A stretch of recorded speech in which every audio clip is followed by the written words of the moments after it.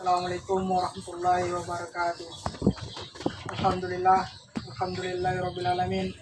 Wassalatu wassalamu ala asyrafil anbiya'i wal mursalin wa ala alihi wa sahbihi rasulillahi ajmain.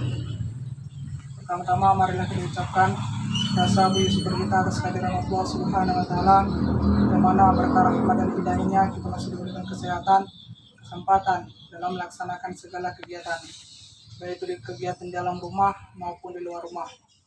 Salawat beriring salam tidak lupa kita curahkan pada junjungan kita, yakni Nabi besar Muhammad Sallallahu Alaihi Wasallam, dengan sama-sama kita melafazkan Allahumma salli ala Sayyidina Muhammad wa ala ali Sayyidina Muhammad.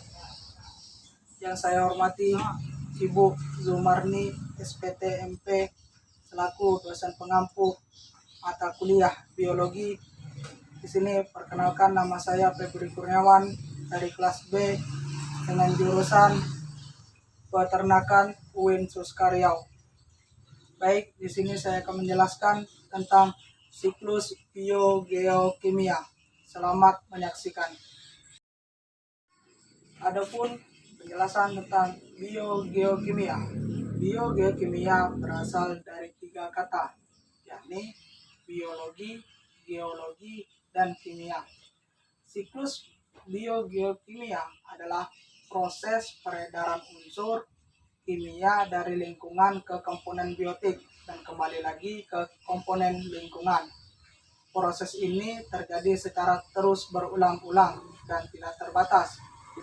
Atau biogeokimia adalah senyawa mineral yang berlangsung secara biologis, geologis, dan kimiawi untuk memastikan keseimbangan dan keberadaan senyawa mineral tetap terjadi di fungsi siklus biogeokimia.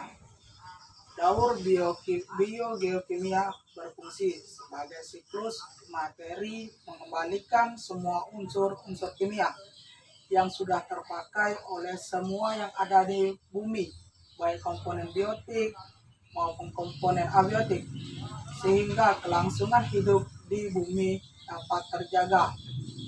Fungsi dari daur biogeokimia yaitu untuk menjaga kelangsungan hidup di bumi, sebab materi hasil dari daur biogeokimia ini dapat digunakan oleh semua komponen yang ada di bumi, baik biotik maupun abiotik.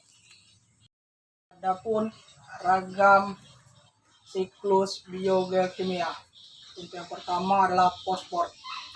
Sumber fosfor terdapat di bumi, yaitu berupa bebatuan, tanaman, tanah, dan bahan organik. Daun fosfor yang berupa hasil pelapukan bebatuan dinamakan input, sedangkan outputnya berupa fiksasi mineral dan pelindikan yang dapat dihasilkan oleh output fosfor.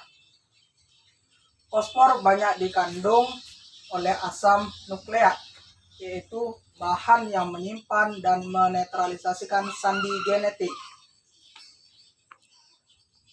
Fosil yang terdapat dan yang terjadi akan mempercepat pengurasan fosfat di samping pelapukan batuan yang sejalan dengan hilangnya fosfatit yang terkumpul dalam endapan yang secara kemudian tergabung dalam batuan. Ketika permukaan air laut mengalami penurunan atau dasar laut mengalami kenaikan, batuan yang mengandung fosfat ini menjadi bagian-bagian ekosistem darat, organ sel, sitoplasma. Dengan demikian mengalami siklus antara tanah, tumbuhan, onsen, dan waktu tertentu. Siklus hidrogen.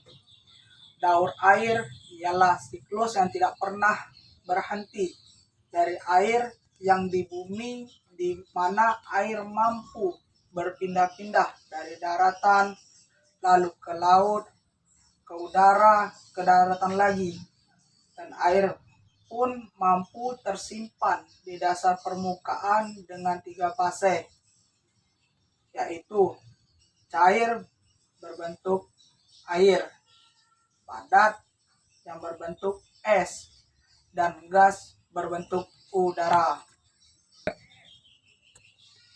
Hidrogen juga memiliki begitu banyak manfaat bagi kebaikan, bagi kesehatan yang dapat dipelajari dalam buku Hidrogen Medical Gas oleh Dr. Iskandar Junaidi.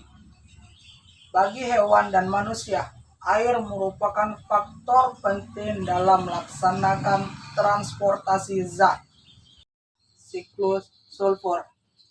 Sulfur hanya ada di dalam sulfur anorganik. Sulfur akan diredukasi menjadi sulfida oleh bakteri yang berbentuk sulfur dioksida atau berbentuk hidrogen sulfida.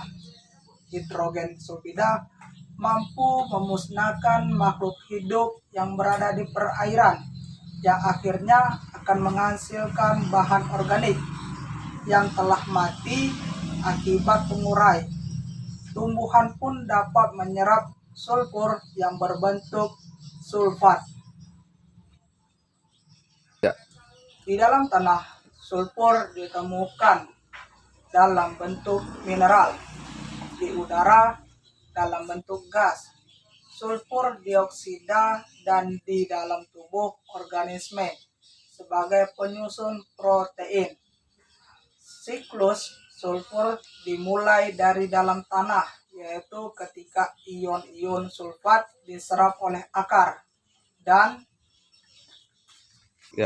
metabolisme menjadi penyusun protein dalam tubuh tumbuhan. Sulfur juga banyak terdapat di kerak bumi. Sulfur dapat diserap oleh tumbuhan dalam bentuk sulfat. Adapun yang keempat, siklus karbon dan oksigen. Daur karbon berada di 4 tempat, yaitu geosfer atau di dalam bumi, hidrosfer atau di dalam air, atmosfer atau di udara, dan biosfer atau di dalam makhluk hidup. Dalam siklus ini terdapat 4 reservoir karbon utama yang dihubungkan oleh jalur pertukaran. Reservoir tersebut dalam atmosfer, biosfer tersierial biasanya termasuk dalam fast water system dan mineral non-hayati organik seperti karbon tanah atau soil karbon, lautan termasuk dalam karbon anorganik terlarut, dan biota laut dan hayati non-hayati, dan sedimen termasuk bahan bakar fosil. Neraca karbon global adalah keseimbangan pertukaran karbon antara yang masuk dan yang keluar, antara reservoir karbon atau antara yang putaran atau lob. Spesifik siklus karbon misalnya atmosfer, biosfer. 5. Siklus nitrogen. Siklus daur nitrogen adalah suatu proses konservasi senyawa yang mengandung unsur nitrogen menjadi berbagai macam bentuk kimiawi yang lainnya.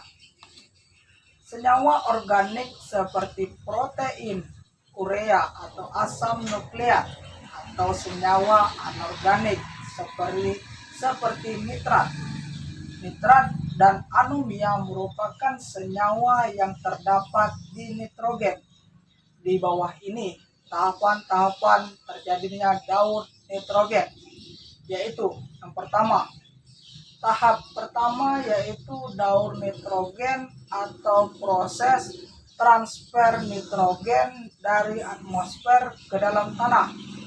Yang kedua, tahap kedua di mana nitrat diperoleh dari hasil fiksasi biologi yang digunakan oleh produsen atau tanaman yang kemudian akan mengubahnya menjadi protein. Itulah penjelasan dari saya. Semoga bermanfaat bagi kita semua, termasuk bermanfaat bagi diri saya sendiri. Semoga apa yang kita pelajari hari ini semoga mendapatkan keberkahan. Dan saya akhiri, Assalamualaikum warahmatullahi wabarakatuh.